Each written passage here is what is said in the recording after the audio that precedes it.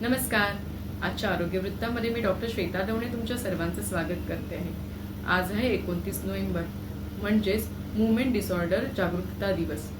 या निमित्ताने मी तुम्हाला माझी एक छोटीशी केस स्टडी सांगणार आहे. माझ्याकडे एक आजी आल्या होत्या. त्यांना पार्किन्सनचा आजार होता आणि त्यासाठी त्या ॲलोपॅथिक ट्रीटमेंट घेत होत्या. परंतु त्यांना त्यांच्या हालचाली मंदावलेल्या आहेत आणि कॉन्स्टिपेशन होतंय असं जाणवलंय, जे की या आजारामध्ये खूप कॉमन आहे. मी त्यांना आयुर्वेदिक उपचार सुरू केले आणि त्यांचं कॉन्स्टिपेशन कमी झालं आणि थोड्या थोड्या हालचाली सुधारल्या. त्याचबरोबर त्यांना मी त्यांची ॲलोपॅथिक औषधं बंद करू नका ही असं सजेशन दिलं. आजच्या या मूवमेंट डिसऑर्डरच्या निमित्ताने मी तुम्हाला मूवमेंट डिसऑर्डर म्हणजे काय याबद्दल थोडक्यात सांगणार आहे. तर ऐका एक चित्रफितीच्या माध्यमात.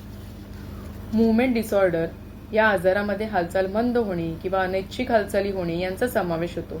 या आजारामध्ये हालचालींव्यतिरिक्त बद्धकोष्ठता, भ्रम, स्मरणशक्ती यावर परिणाम होतो. हा आजार मज्जासंस्थेशी संबंधित आहे, ज्याचं निदान, उपचार आणि त्यांना समजून घेणं कठीण असू शकतं.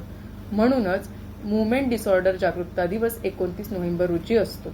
या आजारामध्ये Parkinson's, dystonia, restless leg, Huntington's disease आणि राणी मुखर्जीच्या प्रसिद्ध असलेल्या चित्रपटातील टुरेट डिसीज अशा प्रकारचे आजार असतात. मूवमेंट डिसऑर्डर सदोष हालचालीचा आजार हा मज्जासंस्थेशी निगडीत असतो आणि तो आजार वयाच्या कोणत्याही टप्प्यात होऊ शकतो. बालपणी, मध्यमवयी किंवा वयोवृद्ध वेळी. या आजाराबद्दल आता तुम्हाला माहिती मिळालीच आहे. तर ही माहिती ऐकून आपण सर्वांनी आपली काळजी घ्यावी. धन्यवाद.